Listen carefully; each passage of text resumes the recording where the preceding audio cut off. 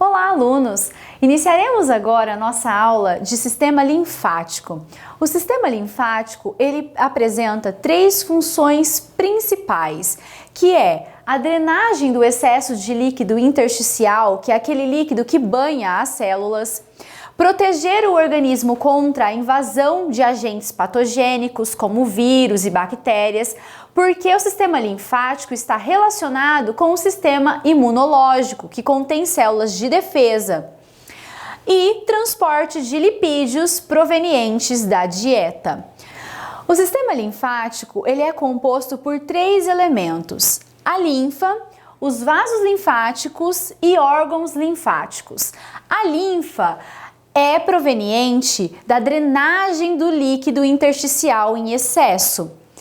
Os vasos linfáticos é uma rede de tubulação por onde a linfa circula.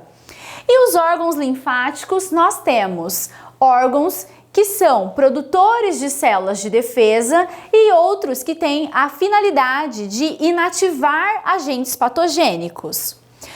Voltando aqui nos vasos linfáticos, eu preciso ressaltar que os vasos linfáticos são divididos em três tipos: capilares linfáticos, troncos linfáticos e ductos linfáticos. Os órgãos linfáticos, nós temos o timo, representado na imagem à esquerda. É um tecido localizado no mediastino, entre os dois pulmões. Nós temos o linfonodo, ilustrado na figura à sua direita. Os linfonodos, a linfa transporta até os linfonodos agentes invasores, causadores de processos infecciosos.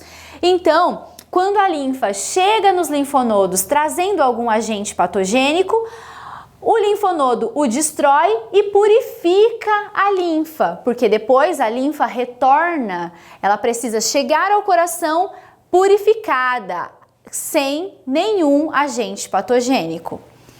E agora nós falaremos a respeito do sistema respiratório. O sistema respiratório apresenta três funções: a troca gasosa, a regulação do pH sanguíneo e a filtragem do ar inalado. Essas três funções estão detalhadas para vocês na apostila. O sistema respiratório, ele é formado por uma série de órgãos cuja a função é conduzir o ar até os pulmões, porque é lá que acontece a troca dos gases. Então vamos falar um pouquinho sobre essas estruturas pertencentes ao sistema respiratório. Tudo tem início com o nariz. O nariz externo e o nariz interno, que nós chamamos de cavidade nasal. Observem na imagem que nós temos aqui, então, na região de cavidade nasal, três estruturas salientes que nós chamamos de conchas. As conchas nasais são três: superiores, a média e a inferior. As conchas nasais, elas auxiliam no processo de rotação do ar inalado, fazendo com que esse ar inalado ele seja aquecido, umidificado e filtrado na cavidade nasal. Depois do término da cavidade nasal, tem origem a faringe. A faringe é dividida em três partes: a parte nasal da faringe, mostrando aqui na imagem à esquerda na cor rosa, a parte oral da faringe, representado por azul, e a parte laríngea da faringe na cor verde, tá? A faringe é uma estrutura que pertence tanto ao sistema respiratório quanto ao sistema digestório.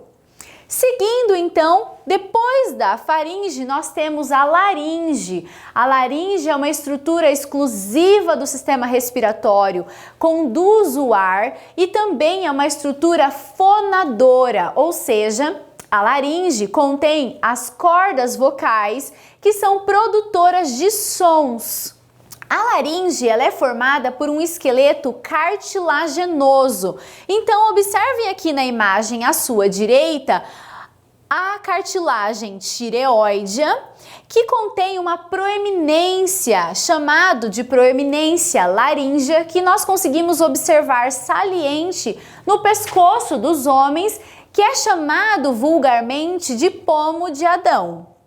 Passando então, após a laringe, nós temos a próxima estrutura do sistema respiratório, que é a traqueia. A traqueia também é formada por cartilagens. As cartilagens traqueais, ela tem formato de C.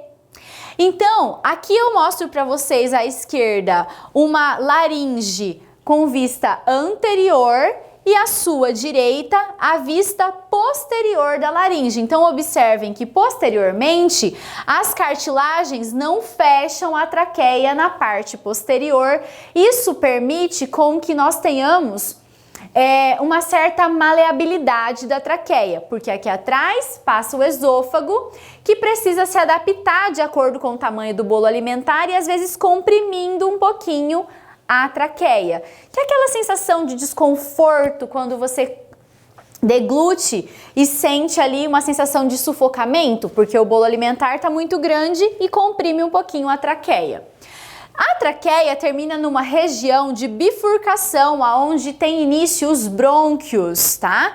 Então, aqui eu mostro para vocês na imagem à esquerda os brônquios principais, direito e esquerdo.